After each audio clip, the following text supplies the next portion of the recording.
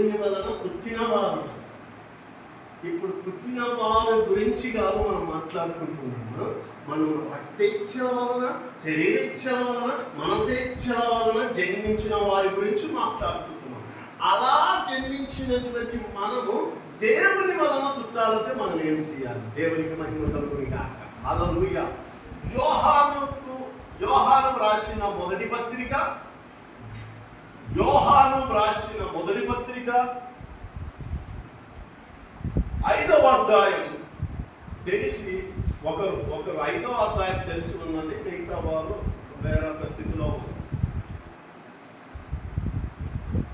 యేసే క్రీస్తై ఉన్నాడని. ఇదిగో యోహాను రాసిన మొదటి పత్రిక 5వ అధ్యాయం మొదటి వచనం నుండి చదువుకుంటున్నాం. యేసే క్రీస్తై ఉన్నాడని, యేసే క్రీస్తై ఉన్నాడని నమ్ము ప్రతి వాడును. ఇదిగో యేసే క్రీస్తై ఉన్నాడని నమ్ము ప్రతివాడును దేవుని మూలంగా పుట్టి. దేవునికి మహిమ కలుగును గాక. హల్లెలూయా. యేసే నిజమైన దేవుడు, యేసు తప్ప మరొక దేవుడు లేడు అని ఎవరైతే నమ్ముతారో, ఆ నమ్మకంలోనికి ఎవరైతే వస్తారో, వచ్చిన వారు నువ్వు ఎవరి వలన పుట్టినట్టు అంటే నీవు దేవుని వలన జన్మించినవు. దేవునికి మహిమ కలుగును గాక. ఎవరి వలన పుట్టినట్టు? నీవు దేవుని వలన జన్మించినట్టు.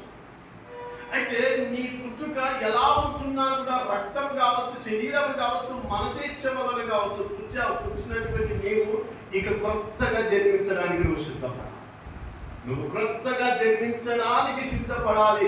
నువ్వు క్రొత్తగా జన్మించితే గాని పరలోక రాజ్యంలో ప్రవేశించలేవు. నువ్వు క్రొత్తగా జన్మించితే గాని దేవుని యొక్క కుమారుడిగా, దేవుని యొక్క కుమార్తెగా ఈ భూమి మీద బ్రతకలేవు. అలా బ్రతికేటువంటి వారు జాగ్రత్తగా గమనించండి. దేవుని పిల్లలకి దేవుని బుద్ధులు వస్తాయి. దేవుని పిల్లలకి, రక్త సంబంధికులకి రక్త సంబంధమైన వీళ్ళ కచ్చం వీళ్ళ నాన్న బుద్ధేరా, వీళ్ళ కచ్చం వీళ్ళ అమ్మ బుద్ధేరా అని అంటారు. ఎందుకు అంటే తల్లి రూపంలో ఉన్నాడు కాబట్టి తల్లి బుద్ధి వస్తుంది. అర్థం, వారి బుద్ధి వస్తుంది. దేవునికి మహిమ కలుగును గాక. మీకు రహస్యం చెప్తాను, మనసులో పెట్టుకునే సమయం వచ్చింది కాబట్టి చెప్తున్నాను. ఎవరినైనా సరే వివాహం చేసుకోవాలంటే, ఒక అమ్మాయి కానీ అబ్బాయి కానీ వివాహం చేసుకోవాలి అంటే జాగ్రత్తగా గమనించండి.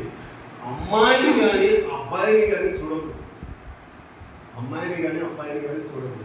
చూడాల్సింది ఎవరిని చూడాలంటే తల్లిదండ్రులను చూడాలి. తల్లిదండ్రులు ఎలాంటి మనస్తత్వం కలిగి ఉంటారో ఆ మనస్తత్వంలో దాదాపు కంటే ఒక్క 40 నుంచి 60% వరకు ఆ బుద్ధులు వీళ్ళలో ఉంటారు. ప్రతి ఒక్కరిలోనూ తల్లిదండ్రుల యొక్క బుద్ధులు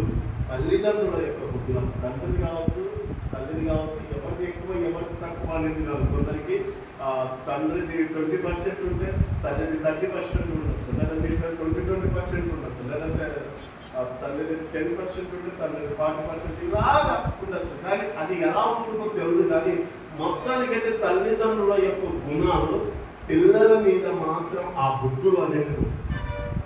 కాబట్టి నేను ఎవరికైనా సరే వివాహం చేసుకోవడానికి ఉంటే ముందు తల్లిదండ్రులు వాళ్ళు ఎన్నిసార్లు కోపం అవుతారు, ఎంతమందితో గొడవ పెట్టుకుంటారు, వాళ్ళ మనస్తత్వం ఏమిటి, వాళ్ళ స్వభావం ఏమిటి అని ఆ తల్లిదండ్రులను కనుక మనం చూడగలిగితే ఆ తల్లిదండ్రులను బట్టి మనం కొంతవరకు అంచనా వేసుకోవాలి. ఓహో, ఈ అమ్మాయి కనీసం ఇలా ఉండొచ్చు, ఈ అబ్బాయికి కనీసం ఇలా ఉండొచ్చు అని అంచనా వేసుకోవాలి. తల్లిదండ్రుల యొక్క స్వభావాలు ఖచ్చితంగా పిల్లల్లో పనిచేస్తాయి. దేవునికి మహిమ కలుగును గాక. జాగ్రత్తగా గమనించండి. అలా పనిచేస్తున్నటువంటి మనము ఇక తల్లిదండ్రుల బుద్ధులకి మనం గేట్ వేసేసి ఇక ఇప్పుడు దేవుని బుద్ధి మనలో పనిచేయడానికి మనం వెళ్ళాలి. దేవునికి మహిమ కలుగును గాక. నీ లోపల నీ తల్లిదండ్రుల బుద్ధులు పనిచేయకూడదు. నీ తల్లిదండ్రుల యొక్క స్వభావం నీలో పనిచేయకూడదు. నీలో ఏది పనిచేయాలి? దేవుని బుద్ధి, దేవుని మనసు, దేవుని స్వభావం నీలో పనిచేయాలి.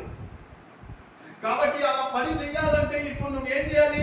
నీ తండ్రి అయిన దేవుణ్ణి జాగ్రత్తగా గమనించాలి. నా తండ్రి అయిన దేవుడు ఎలా ఉంటాడు, ఎలా నడుస్తాడు, ఎలా మాట్లాడతాడు, ఎలా జీవిస్తాడు, ఏం చేయమని అంటున్నాడు, ఆయన కుమారుడిగా ఆయన కుమార్తెగా నన్ను ఎలా ఉండమంటున్నాడు, ఎలా జీవించమని అంటున్నాడు. ఎందుకు నేను ఈ లోకంలో పడిపోయి ఈ లోకపు బలహీనతలో చిక్కుపడిపోతున్నాను, ఎందుకు వీటి ఆకర్షణలో పడిపోతున్నాను, వీటిని ఎంతగా బయటికి వద్దాము అనుకున్నా, వాటిని విడిచిపెడదాం అనుకున్నా అవి నన్ను లాక్కొని వెళ్తా ఉంటున్నాయే, ఆ లోకపు ఆకర్షణలు లాక్కొని వెళ్తున్నాయే. వీటి నుండి బయటపడాలంటే ఏం చేయాలి అని అంటే తండ్రి అయిన దేవుని చూడాలి. దేవునికి మహిమ కలుగును గాక. దేవుని ఎప్పుడైతే చూస్తావో, దేవుని ఎప్పుడైతే వెంబడించగలుగుతావో, ఈ దురాత్మ దుష్ట ఆత్మ లోకంలో ఉన్నటువంటి ప్రతి దుష్ట క్రియలన్నిటిని బంధించి దేవునికి తగినట్టుగా నువ్వు మారడం అవుతుంది. హల్లెలూయా. దేవునికి మహిమ కలుగును గాక. అట్టి ఆత్మ మన మీద కుమ్మరించబడును గాక.